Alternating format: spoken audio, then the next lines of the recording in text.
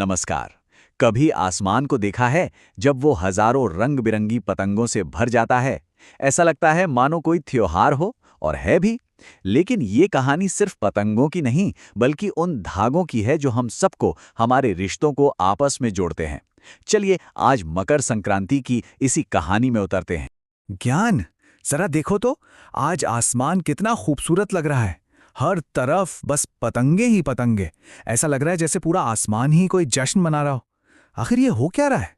जिज्ञासा, ये मकर संक्रांति का त्योहार है। और ये जो रंगीन आसमान तुम देख रही हो ना, ये तो इस कहानी का बस पहला पन्ना है।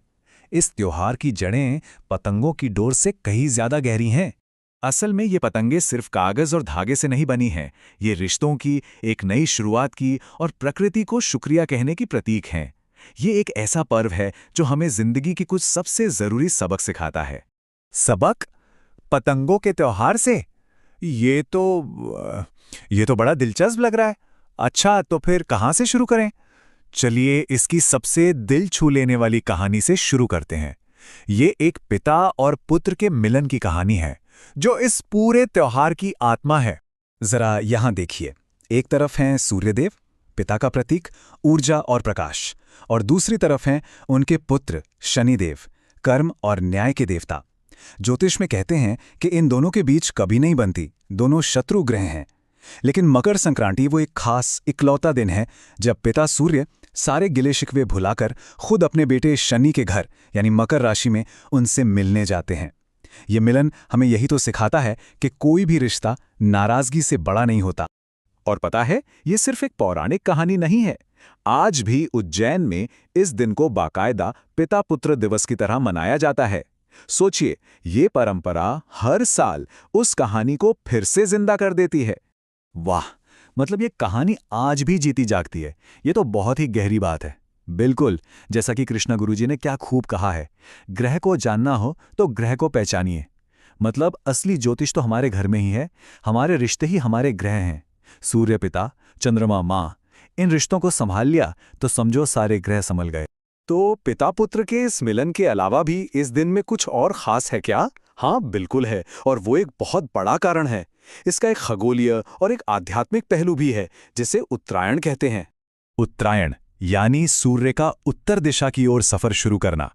आसान भाषा में समझें तो आज से दिन लंबे और रातें छोटी होने लगती हैं, यानी अंधकार पर प्रकाश की जीत। इसीलिए तो इसे देवताओं का दिन और आध्यात्मिक तरक्की का समय माना गया है। ये पुण्यकाल इतना महत्वपूर्ण है कि महाभारत में भीष्म पितामह ने बाणों की शैया पर लेटकर अपने प्राण त्यागने के लिए इसी उत्तरायण काल का इंतजार किया था। यही वो समय था जब भगवान विष्णु ने असुरों पर विजय पाई थी, और इसी समय में राजा भगीरथ की तपस्या पूरी हुई और माँ गंगा धरती पर आईं। जब ये दिन इतना पवित्र है तो इसे मनाने का सही तरीका क्या होना चाहिए? इसकी क्या खास परंपराएं हैं? इसकी परंपराएं ना बहुत सरल हैं, लेकिन उनका मतलब बहुत गहरा है। और अच्छी बात यह है कि कोई भी इन्हें अपना सकता है। सबसे पहले सुबह सुबह किसी पवित्र नदी में या फिर अपने घर पर ही स्नान किया जाता है। फिर तांबे के एक लोटे में साफ जल, फूल, थोड़े से तिल और गुड़ मिलाकर सूर्य देव को अर्घ्य दिया जाता है। और बस श्रद्धा के साथ ओम सूर्याय नमः मंत्र का जाप करें। इसके बाद उन्हें तिल के लड्डू और खिचड़ी का भोग लगाया जाता है। और हाँ, एक सबसे जरूरी परंपरा है दान। कहते हैं कि मकर संक्रांति पर किया गया दान अक्षय होता है। अक्षय यानी जिसका पुण्य कभी खत्म नहीं होता।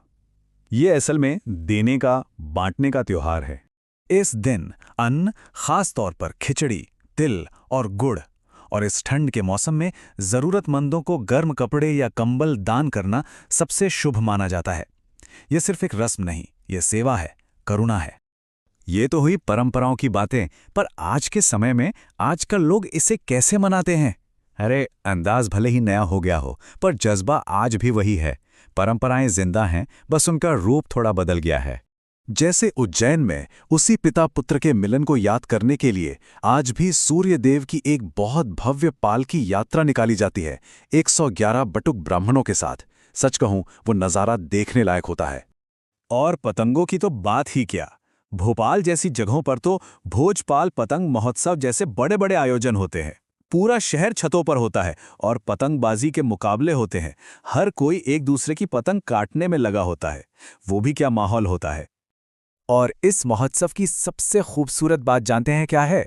वहां करीब 2000 पतंगें मुफ्त में बांटी जाती हैं, ताकि हर कोई, हर बच्चा इस जश्न का हिस्सा बन सके।